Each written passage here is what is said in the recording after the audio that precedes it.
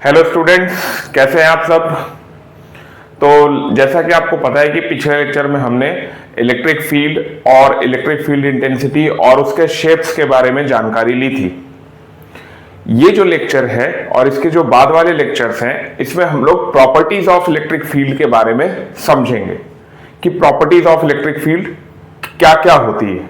ठीक है, उसी कड़ी में जो पहली प्रॉपर्टी है वो हम ये देखेंगे कि इलेक्ट्रिक फील्ड की जो रिलेटिव स्ट्रेंथ है, स्ट्रेंथ मतलब इसकी ताकत, वो किन बातों पर डिपेंड करती है।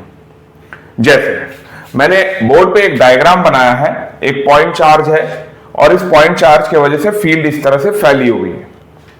मैंने आपको पहले भी बताया था कि ये फील्ड 3 डायमेंशनल होती है, ये बोर्ड के बाहर भी आ रही होगी और बोर्ड के अंदर भी जा रही होगी, लेकिन अभी समझने के लिए हमने 2D ही लिया है।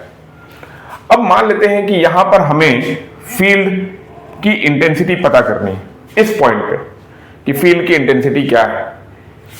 तो हम क्या करते हैं कि एक रिंग या एक सर्कल एज्यूम कर लेते हैं, ठीक है, और हम एक रेडियस का एक सर्कल यहां पे हम ऐसे बनाते हैं। ठीक, तो जितना ज्यादा फील्ड इस सर्कल के अंदर से पास होगी, वो उस पॉइंट का स्ट्रेंथ उतना ज्यादा शो करेगी। याद करिए, मैग्नेटिक फील्ड में पोल्स के पास जो मैग्नेटिक स्ट्रेंथ होती थी वो हमेशा ज्यादा होती है, आप 10th क्लास में भी पढ़े हैं। ठीक है, उसी तरह से अगर इलेक्ट्रिक फील्ड की डेंसिटी या इलेक्ट्रिक फील्ड का कंसंट्रेशन कहीं पे बढ़ता है तो उस पॉइंट पर इलेक्ट्रिक फील्ड का स्ट्रेंथ भी ज्यादा होता है। अगर मैं इस पॉइंट पर निकालना चाहूं तो मैं यही सर्कल को यहां प्लेस करूंगा, सेम रेडियस का, और वो कुछ ऐसा बनेगा। अगर मैं इस पॉइंट पर निकालना चाहूं तो मैं इसी सर्कल को यहां प्लेस करूंगा, सेम रेडियस का, और कुछ ऐसा बनेगा। तो आप देख पा रहे हैं कि इससे पास होने वाली लाइंस मात्र 2 है, इससे 1 2 3 4 लाइंस पास हो रही है, और वहीं पर इस पॉइंट से बहुत सारी लाइंस पास हो रही है। तो जितना ज्यादा लाइंस उस पॉइंट के नजदीक रहेगा, उस पॉइंट का स्ट्रेंथ उतना ज्यादा होगा।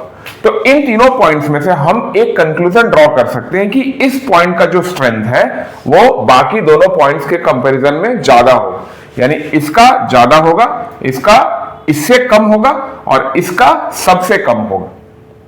तो हम रिलेटिव स्ट्रेंथ के बारे में क्या लिख सकते हैं? Relative strength of electric field depends on the density of field lines, density of field lines passing through a particular point. किसी भी एक पॉइंट से जो भी डेंसिटी होगी फील्ड लाइंस की, जितनी ज्यादा डेंसिटी होगी उतनी ज्यादा इसकी इलेक्ट्रिक फील्ड की स्ट्रेंथ मानी जाएगी।